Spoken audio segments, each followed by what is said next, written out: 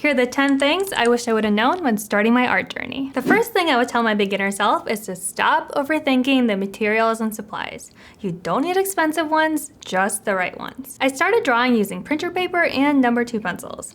I only bought a little sketchbook when I felt like it was time to be a serious artist, and even then, I was pretty scared of using it. Using whatever you have on hand is usually the best method, just so you don't feel that extra pressure of making everything perfect with your purchased supplies. For example, when I bought Arches watercolor paper, I felt like it was too precious to practice with, so I ended up just hoarding it like a dragon. Over time, I upgraded my paints and my brushes to nicer ones, and this definitely has helped practice feel more fun. Your art supplies are meant to be used. I would suggest having a balance of having quality art supplies and stuff that you actually want to practice with and gets you excited to create more art. As a starting point, research materials suited to your medium. You can watch artists that are more intermediate level instead of at the very tippity top, or you can watch reviews from other artists like Proko or Jess Karp and see what you like. Second would be keeping my project expectations reasonable.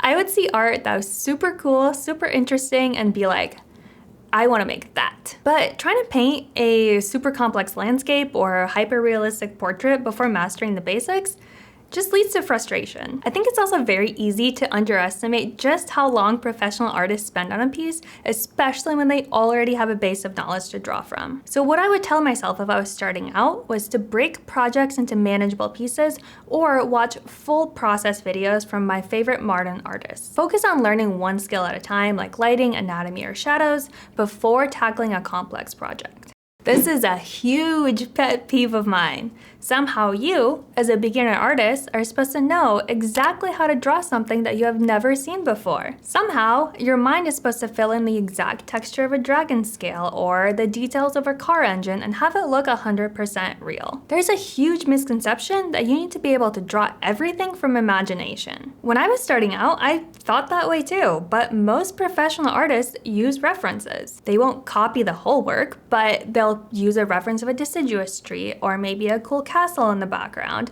and they will kind of merge everything together and put their character in action pose and make their own unique style that way. References provide structure, proportion, and realism, even if it is in your own style. Studying from life, photos, and analyzing the work of other artists helps you internalize lighting, shapes, anatomy, what have you. And over time, you'll develop your own visual library, but when you're first starting out, use references. Trust me, it will make your work so much better. On the flip side of using references, you may just draw what you see. And that's how I started. Especially when drawing anime characters, it's really easy to just copy the lines you see, and this leads to a flat drawing that lacks depth. Instead, focus on breaking down the object into the basic shapes. Imagine constructing figures like a sculptor. First, you block out the forms, and then you build your shapes, and then you refine and add detail after that. In my opinion, a well-constructed drawing, I think, is stronger than one that's made by copying lines, no matter how much detail it has. It took me a while to realize this, since it kind of felt like I was having decent success just by copying the lines that I was seeing. But once I started learning the fundamentals of construction, I felt like I could draw so much more, and with that came a freedom of knowing I could draw almost anything I wanted from my imagination. Falling into the trap of drawing only one subject, like Marvel characters, eyes, or buildings, I think that limits growth. Fundamentals like perspective, composition, and anatomy apply across all styles. Fundamentals don't have to be boring. You can follow along to a YouTube video or find a curriculum to follow. Sure, drawing boxes might not be the most exciting thing, but knowing it will help you construct everything else you have plans for makes it worth it. Since I was used to writing, I would tend to mostly use my wrist when drawing as well. But using only the wrist leads to stiff and scratchy lines. Current me is usually frustrated with past me for not having clear enough lines when I'm putting the final touches of watercolor or ink on top of my work. You have to commit to a line when you're drawing with ink. And in the wise words of Proko, is it because you love your 6-line look, or is it because you don't know which line is correct? I think he's spot on. If your lines are hesitant or overdrawn, that's usually because of uncertainty. The key is to observe carefully and commit to a stroke. And confidence comes with mileage. Doing exercises like ghosting a stroke before committing can definitely help. And that's definitely something I'm still trying to improve. Drawing with your shoulder allows for smoother, longer, and more confident strokes. Another thing I found helpful was trying to draw on a larger surface, practicing bigger, looser gestures to develop fluidity. When using a small sketchbook or sitting in an uncomfortable position, guilty, We tend to minimize our range of movement, so I would suggest sitting upright at a desk and with plenty of space around you to really help work on your fluid, loose strokes. There have been times when I've been working diligently on an art piece, let's say a portrait, and I want to finish it all in one sitting, so I just go, go, go. Then an hour or two later, I finally take a step back and I realize that the proportions are incorrect.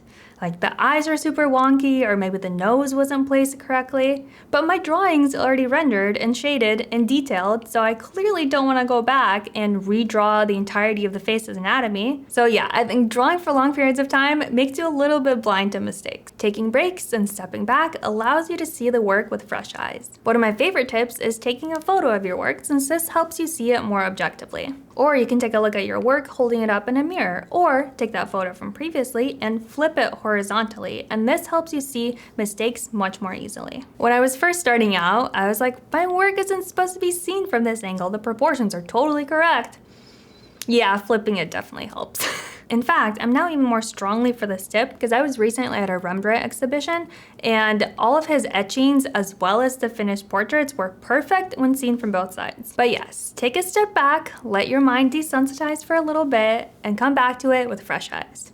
Trust me, it helps. As a beginner, I felt like I already started at a decent level and didn't have that much more to learn. But I was drawing 2D Avatar The Last Airbender and Sakura the Cardcaptor characters straight from screenshots of the show. So yeah, I think almost anyone can copy some lines and have it look decent. Once I actually started drawing more complex subjects, I felt like I had much more to learn. I think it's also important to note that improvement isn't always linear. Sometimes you feel stuck and then you quickly progress. I think the key is persistence. Push through moments, experiment with different techniques, and embrace challenges. If you're feeling like you're not making much progress, I would recommend drawing something from when you were first starting out. Pretty crazy to see the difference, even if it's subtle, like in your more confident line work, or maybe you understand lighting much better. Do something to remind yourself of how far you've come. What are you trying to convey with your art? Honestly, that's still something I'm trying to figure out, and I imagine it'll be something I'll be working on for the rest of my art journey. I think even if you refine your technique, if your piece lacks composition or storytelling, it will often lack impact as well. Someone may look at your work and be like, oh, that's a really cool painting of Switzerland. But what does your unique viewpoint bring to the table? Why did you choose to draw that?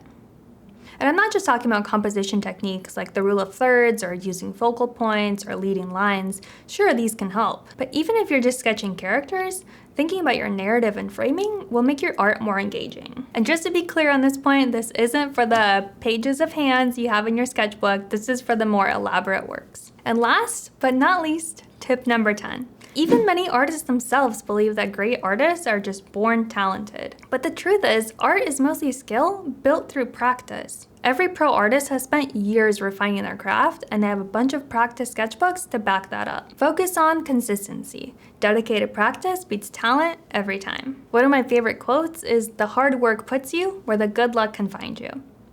Now stop watching YouTube videos and get to drawing.